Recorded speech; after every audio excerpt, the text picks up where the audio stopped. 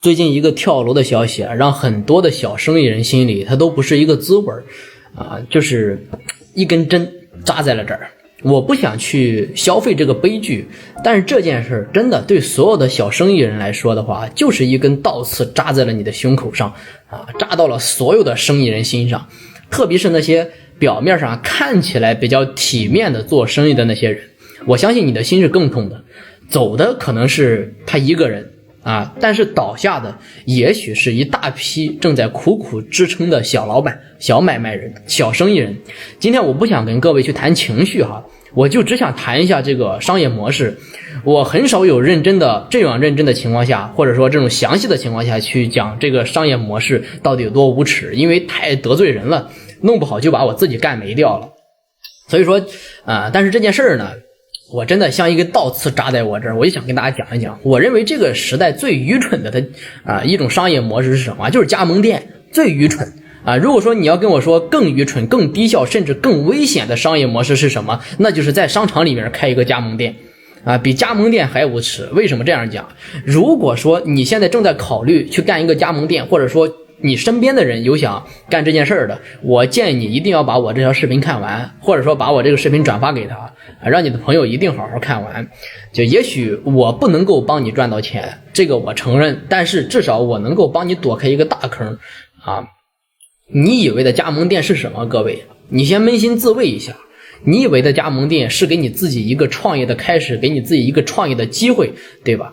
說句難聽的話，其實你就是自己花錢給自己找了個班上啊，對吧？我為什麼要這樣講呢？很簡單，你看很多人都覺得我就花個幾萬塊錢，我就花個幾十萬，我就花個對不對啊，大幾百萬我去搞個加盟費啊，然後弄個加盟店啊，以為是買到了一個給自己創造財富的一個大的機會，實際上是什麼？實際上你就是個傻子啊！實際上你就是買了一個只能幫別人賣貨的一個資格證，但是呢，這個社會他根本這個資格證他不需要去買，他也不需要去考，你本身就可以幹啊。然後你開了一個加盟店，開完之後擺在那兒，交上了所有的費用，那不就相當於自己帶着乾糧自己去上班嗎？沒區別吧？有什麼區別啊？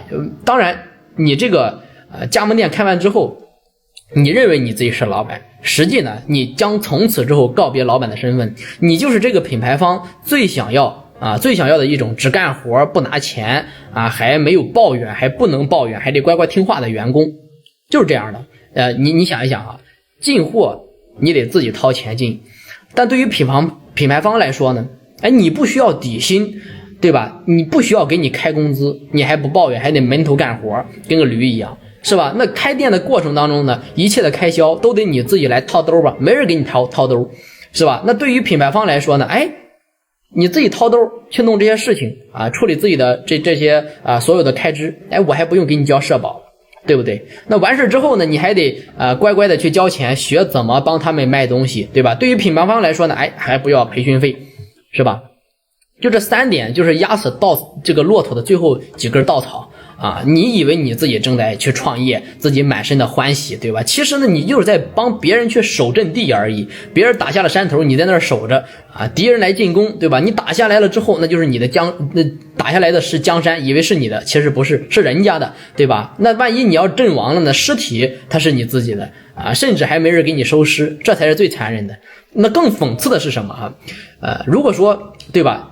這個東西賣不出去了，對吧？你還得幫品牌方去這個清庫存啊，那些賣不掉的、過季的、壓貨的、壓倉底的那些產品，就總部一句話叫什麼啊？戰略配貨，然後呢，你就得全盤接手，是吧？你就是那個接盤俠。那到最後呢，你就是變成了別人免費的這個倉庫，對吧？你自己花錢，你自己租場地，對吧？你自己花錢交着房租，然後呢，你還得顧着人去看着這批別人的貨。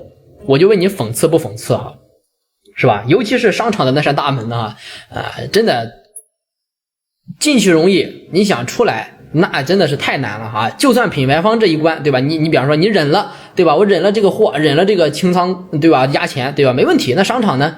那你想一想，你在商場裡開個店，房租貴不貴？房租高不高？裝修費高不高？貴不貴啊？你想一想。但這些就算你認為貴，它也不是最可怕的。最可怕的是什麼？是那個幾乎成為這個行業潛規則的一個條款，就跟明星是一樣的，是吧？那統一把這個錢得收給商場，什麼意思啊？所有顧客付的錢買走的商品，那你必須先得打進這個商場的賬戶，他得等一個周期，這個周期可能是1周，可能是10天、15天，可能是20天，甚至可能是1个月，完事再給你結算，對吧？你想想，這對於一個買賣人就是天大的打擊啊！沒有現金流啊，對吧？你的貨在店裡，你的人都得在那兒給你守着，那你的現金流還得攥在別人的手裡，那你怎麼做生意呢？是吧？啊，對吧？你的現金流攥到了別人的手裡，這個時候現金流只要在別人手裡攥着，你的就有把柄，那你就沒有任何尊嚴可言了，你沒有任何尊嚴，就踩在地上摩擦你，對吧？商場今天讓你搞活動，你搞還是不搞？你敢不搞嗎？對吧？商場讓你配合這個配合那個，你敢說一個不字嗎？是吧？你不聽話可以啊，沒問題，那算輕的，咱就是這個結款的周期咱就拉長唄，具體拉長多長時間那就不知道了，是不是？那玩重的呢，那就直接罰款扣款唄，反正你錢攥到我手裡，是不是？那你的命脈，你的現金流你就捏在人家的手裡，你沒有任何辦法。你以為你是租戶？不，你不是租戶，對吧？你連一個體面的租戶你都當不上，你更像是一個被帶了那個緊箍咒幹那個免費的事兒，對吧？帶了緊箍咒免費的員工，就這個意思，幹着最累的活，承擔着最大的風險，賺着最不穩定的錢，最不確定的錢，是吧？搞不好是不是？這就是你認為的創業啊！如果說你是初入創業這個社會去創業的，你就好好聽，對吧？這就是你認為的創業啊！最主要是這還不是最離譜的。那既然咱得罪了哈，咱就這個把這個褲子扒光就得了哈。既然說都說了啊，當你準備開好這個店的時候，你認為你是老闆了，不，四面八方的所謂的鐮刀手都在盯着你啊！就是你就是他們發財的財神爺，你就是他們發財的機會。當你走進了那家店裡邊，對吧？你就成為了整個鏈條裡邊啊，整個行業能夠盈利的鏈條裡邊最孤獨、最脆弱的一環啊。為什麼這樣講哈？你看看你自己的四周，你好好仔細想一想。品牌方算一個啊，對吧？啊，品牌方會怎麼跟你說呢？我給了你賺錢的機會，我給了你創業的機會，對吧？那你得感恩呢，那你的錢我就收了，是吧？你的風險呢？那得你自己承擔，那我就不管了，多麼無奈。商場算一個啊，商場會跟你怎麼說呢？你在我的地盤去討生活，我給你這麼多流動的客源，那你就得守我的規矩，你的利潤我得想辦法抽你的，那你的現金流我還得幫你管着，對吧？你得守我的規矩，是不是啊？多麼無恥。如果說非要硬說的情況下，那員工也得算一個，對吧？員工他會怎麼講你呢？你是老闆，你是王總、李總、馬總，對吧？你是呂總啊，所以呢，我管你叫總，你就得對我負責呀。工資那是一個都不能少，活那得一個都不能多幹，是吧？你是那個所有人應該扛下一切的那個人，對吧？為所有人去兜底的那個人，這句話多麼無情啊！最後一個更致命啊！最後一個就是你的親朋好友啊，有一個算一個，你的親朋好友會說喲，王總、李總開店了，當老闆了，混得不錯呀啊，那幫兄弟個忙，對吧？借點錢，或者說我拿你點東西，不過分吧？請兄弟吃點喝點，對吧？你賺錢了就應該幫襯一下家裡嘛啊，你的姊妹多麼無語，是吧？所有人都覺得你應該去付出，所有人都覺得你當了老闆開了店，你賺到了錢，但是呢，所有的小生意人、小買賣人，你考慮考慮，只有你自己心裡是最清楚的，你就是那個漢堡中間的那一層，對吧？就是那個番茄片兒，你就是被夾在中間，你四面都得受氣，你還要強裝笑臉啊，還得對吧？笑臉迎個冷屁股，你就是那樣的人，對吧？成本是你的，風險是你的，債務是你的，但是你想你的利潤呢？你的價值呢？你掙的錢呢？大部分都被品牌方和商場全都給分走掉了，然後你忙了一年之後，你一算賬，可能你就會最後發現賺的那點錢還沒當初交這個加盟費這個費用交的多，是吧？這是最可悲的一件事情。那麼為什麼我有的時候就想，那為什麼沒有一條法律去保護這個創業者呢？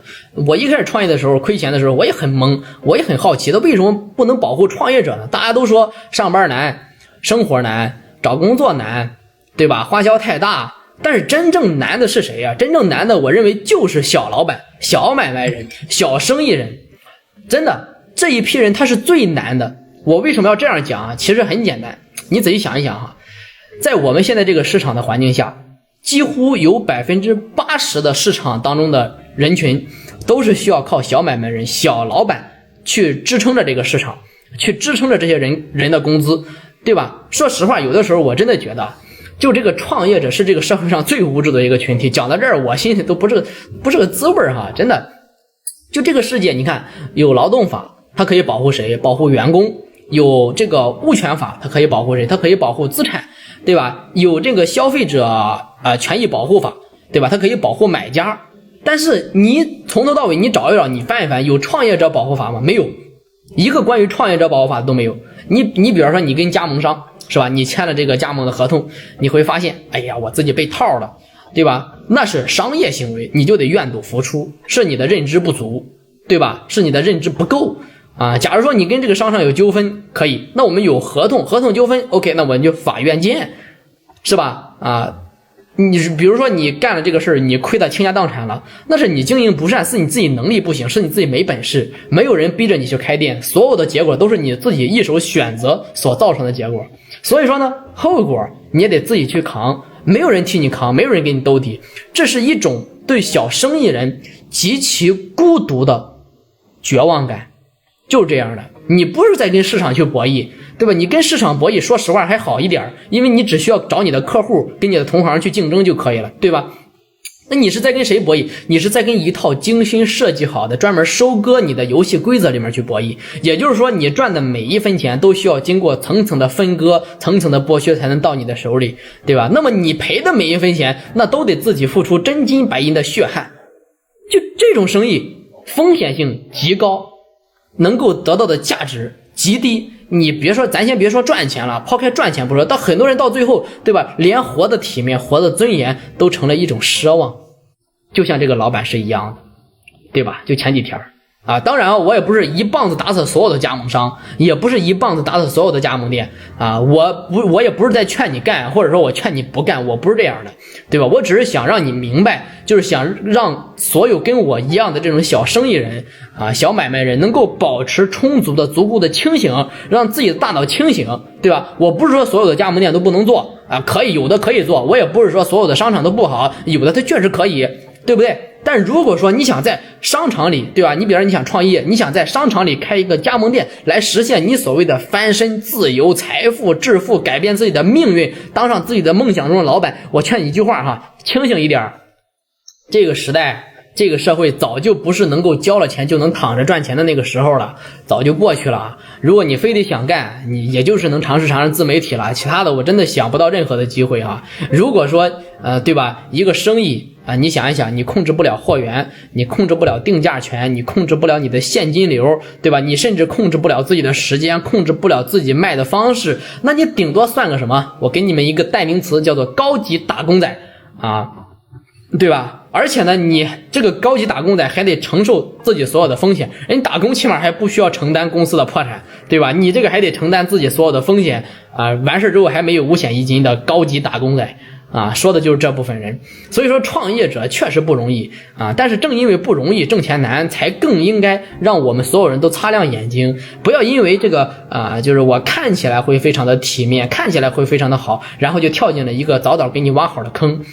坑這個東西只要你掉進去了，那麼挖坑的人他會心狠手辣，毫不留情，直接給你埋上，沒有任何一點的情面可言，對吧？所以說你看現在，你寧願你去擺個小攤兒，對不對？那現金流握在自己的手中，做點小事，寧願做個小本的生意啊。那麼贏虧呢，賺錢虧錢自己心裡都有數，能把控住，對吧？起碼現金流在你手上啊，做這種事也別輕易的走進那個光鮮亮麗啊，讓你自己身不由己的一個牢籠裡邊，沒有任何意義啊。我想為所有的說到這兒啊，我想為所有的這個小買賣人、小生意人，我許下一個願望哈，真的就是我真心的希望每一個能夠想要靠着自己的努力去改變的人，都能夠被這個世界溫柔以待啊，讓更多的人就是可以看到我們這些小生意人、小買賣人的不容易和風險到底有多大。